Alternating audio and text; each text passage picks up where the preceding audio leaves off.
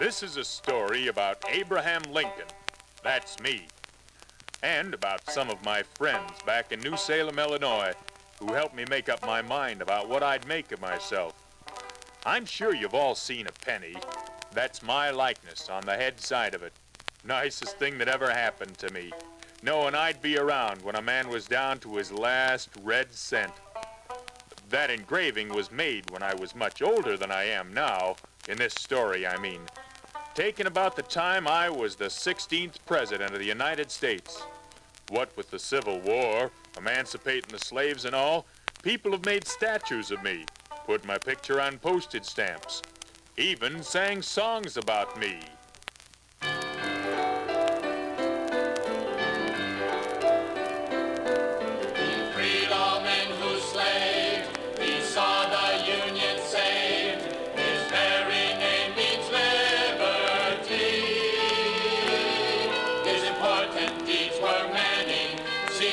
On every penny, he was president, but soon you'll see.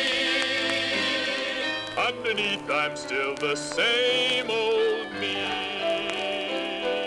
just me. His Gettysburg Address, you've heard of it, I guess. You study it in history. When he said all men are equal, people thought, why don't he speak well? But his words were plain as plain can be. Underneath, I stayed the same old me. I tried to be the speaker for the helpless and the poor. It seemed somehow the work I had to do. The strong must help the weaker. I felt one thing for sure. It is solely on this strength the Union would endure.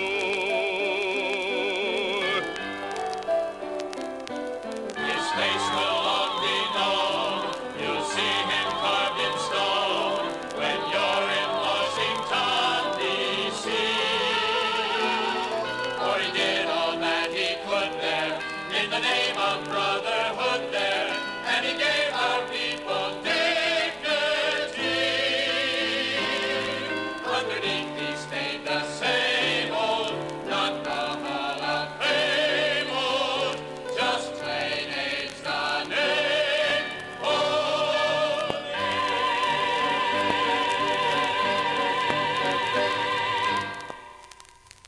Well, that's what folks remember most about old President Lincoln. But what I'd like for you to remember now is the young Mr. Lincoln, at a time exactly 30 years before that, 1833. I'd gone west to the Illinois frontier, settled down in the town of New Salem. Couldn't quite make up my mind what I was fit for. I'd worked on a river flatboat, surveyor's helper, and now I'd gone into business trying to run a general store with a thirsty little fella named William Barry.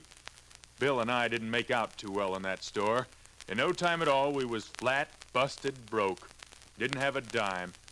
Folks in New Salem were sympathetic, though. Some of them came into that store to console us. I remember one of them, Minnie. Ah, she was a good old soul if I ever knew one. William Barry. Oh, Abe, is it true what I heard? Are you selling the store? What's left of it, Minnie? It's all my fault, Minnie. We're sure poor now. Being poor has its advantages, Bill. If you're poor, you know when people say they like you, they mean it. I like you, William, and I mean it.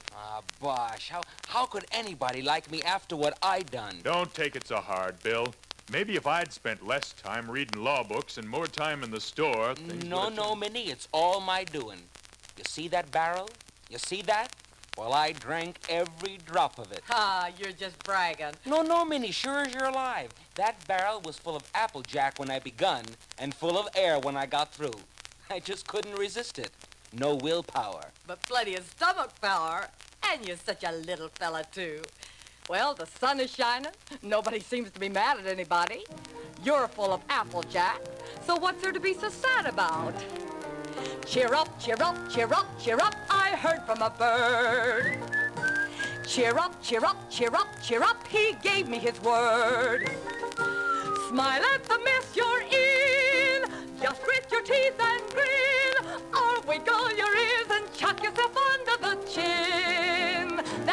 to it. Cheer up, cheer up, cheer up, cheer up. I spoke to a bee. Buzz, buzz, buzz, buzz. Life is a lovely buttercup, he buzzed it to me. Buzz, buzz, buzz, buzz. If you will look, you'll find clouds all are silver-lined. Just make up your mind, it isn't so hard to be happy. You will begin feeling better in just a little old while. Here's Lady Luck, you've met her. You just got to stand up there and smile. Did you say smile? I said smile. So, cheer up, cheer up, cheer up, cheer up. I spoke to a bear. Golly gee whiz. Nothing so bad, it couldn't be much worse than it is. Worse than it is? Smile when you're in the stew. There's nothing else to do. Just cheer up, and things will soon cheer up for you. I will begin feeling better in just a little old while. That's right. Here's Lady Luck, I've met her. I've just gotta stand up there and smile. So, cheer up, cheer up, cheer up, cheer up. I spoke to a bear. Golly gee whiz. Nothing so bad, it couldn't be much worse than it is. Worse than it is. Smile when you're in a stew. There's nothing else to do. Just cheer up, and things will soon cheer up.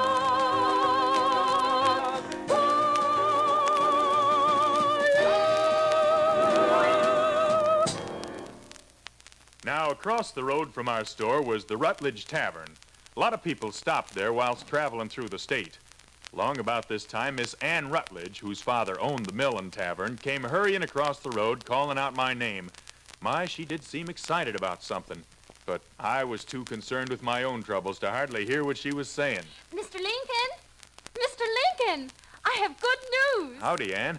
Judge Green's bringing Ninian Edwards, the old governor's son from Springfield, and they're going to stay here at the tavern. You look right pretty today, Ann Rutledge. And I hear they're choosing candidates for the state legislature. That's a pretty dress, Ann. And my father says that...